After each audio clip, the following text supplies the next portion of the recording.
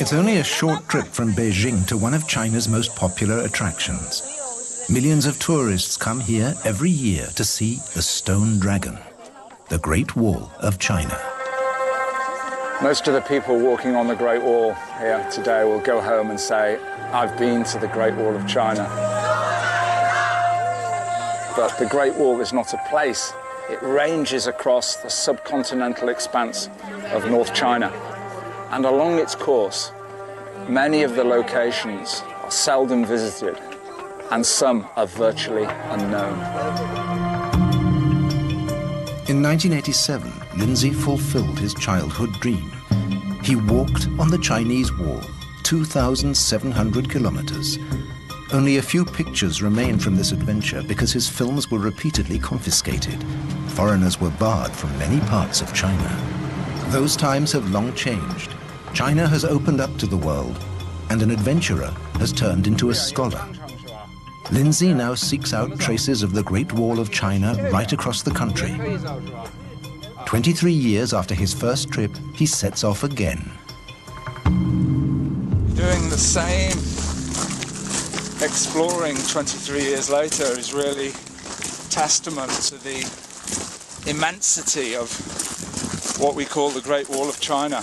In the last 2.5 decades, I explored the wall more, 1,700 days. I've discovered it's the world's most famous building, but the least known. There's always something new to discover. There it is. There is no single Great Wall.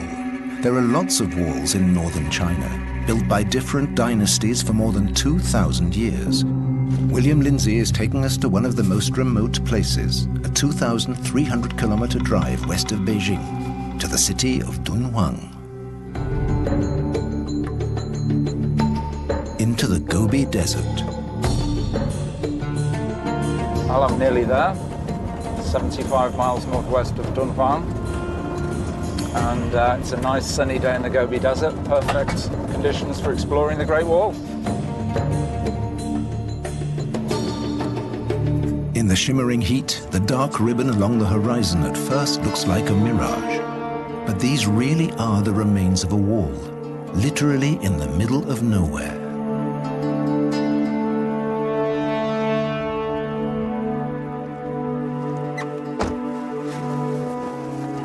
Well, one of the most precious parts of the Great Wall of China. This is the Han Wall, built 2,100 years ago. And I'm not the first traffic to come here. This is the Silk Road. So merchants would come from the deserts in Central Asia, entering China at this point, and then proceed east to the heartland of China. So let's go and take a closer look. Built over 2,000 years ago, this wall looks completely different to the familiar Great Wall near Beijing. It's not built of stone, but this construction material has kept it strong for millennia. Reed and gravel. But who was this wall meant to protect, so far from civilization?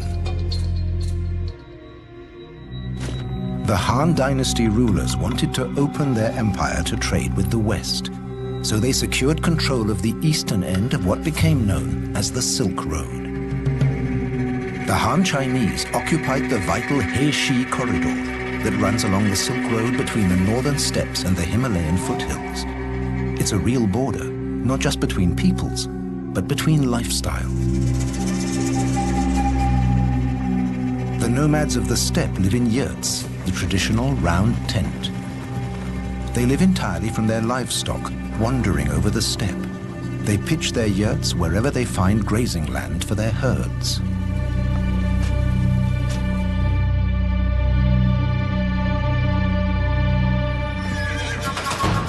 After enduring long, hard winters in the steppes, these nomadic warriors ransack China's northern provinces. Year after year, they kill and maraud, stealing food and metals. everything their lifestyle prevents them producing.